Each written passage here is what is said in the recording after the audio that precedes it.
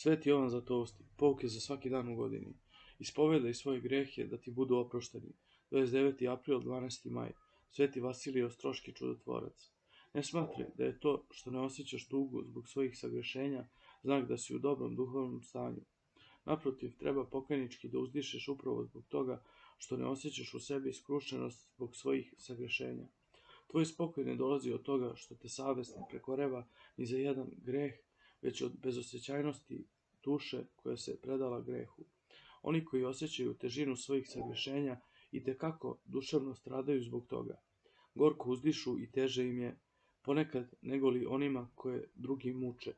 Šta sve oni ne čine da bi se oslobodili od muka savesti, koliko stradaju dušom, koliko prolivaju suza, koliko pokajnički uzdišu.